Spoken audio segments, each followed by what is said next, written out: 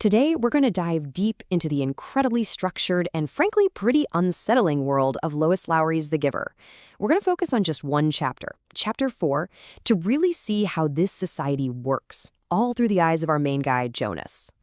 No, really, just think about that for a second. Imagine your job, who you live with, what you do every single day, all of it decided for you. Well, for Jonas and everyone he knows, that's not imagination. It's just life. And that idea is hanging over absolutely everything. And what's so fascinating is this little bit of tension the community allows. Jonas gets to choose where he volunteers, and he calls it a wonderful luxury. But think about what that really means. That tiny taste of freedom is just there to make him accept that every single other hour of his day is totally planned out. It's a really clever, kind of scary form of control.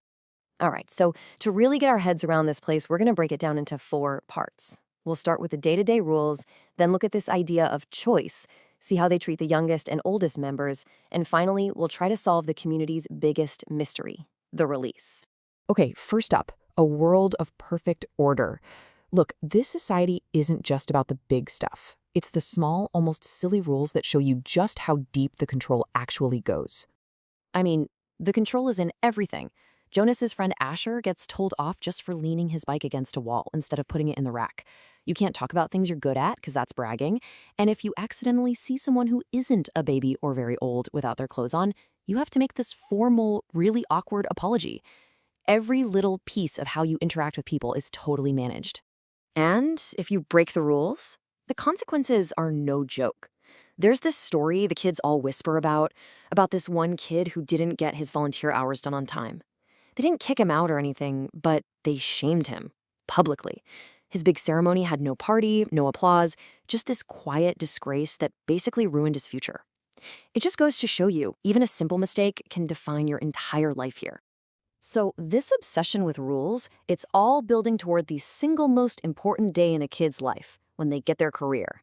And that brings us to what I'm calling the illusion of choice. Because let's be real, when it comes to what you do for a living, you don't actually get one.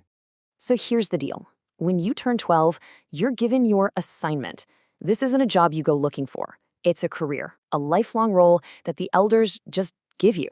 They've apparently been watching you your whole life, and they decide your purpose, your status, your entire future. Wild, right? Now, you might be thinking those volunteer hours are a way to figure out what you love. And in a way, they are. Take this kid, Benjamin. He spent all his free time at the rehabilitation center, and he's gotten amazing at it. Everybody just knows that's going to be his assignment. So the system works, but only by steering you to the choice it already wants you to make. But then there's Jonas. He's done the complete opposite. He's bounced around, trying a little of this, a little of that. And you know what? Instead of feeling ready, he's just anxious. He has no idea what's coming. So while Benjamin gets to feel certain, Jonas just feels lost. His freedom to choose has only made things harder. And it's that feeling of being lost that leads Jonas to volunteer at the House of the Old.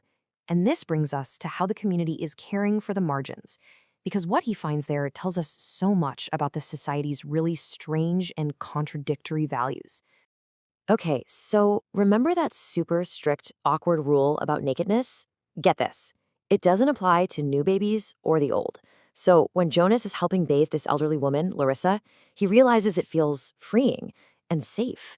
It's this moment of real human connection, which is the exact opposite of the awkward apologies he has to make in his normal life. So you have to wonder, why is this kind of intimacy only okay at the very beginning and very end of life?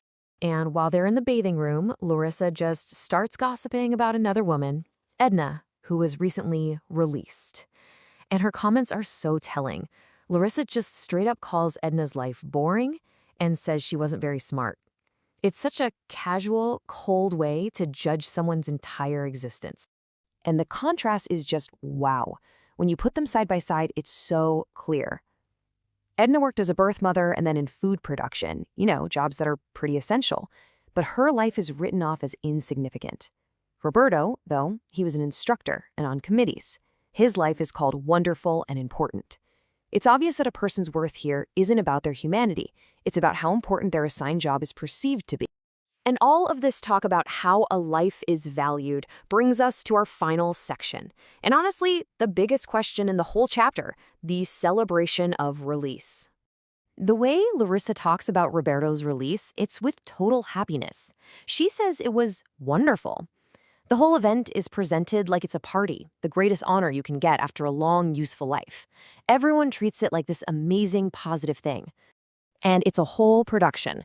There's a big telling of the person's life story, there are toasts, there are speeches, the whole shebang.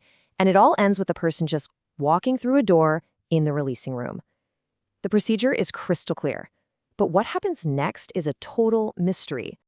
And this is where Jonas, being Jonas, just cuts through all the ceremony and asks the one simple, obvious question that nobody else seems to be asking. Okay, that's all great, but where did he go? What's behind that door? Her answer is absolutely chilling. She says, I don't know. I don't think anybody does. The woman who just called the event wonderful has no idea what it actually is. In a community that controls every tiny detail of life, the one thing that happens to everyone, the end, is a complete unknown.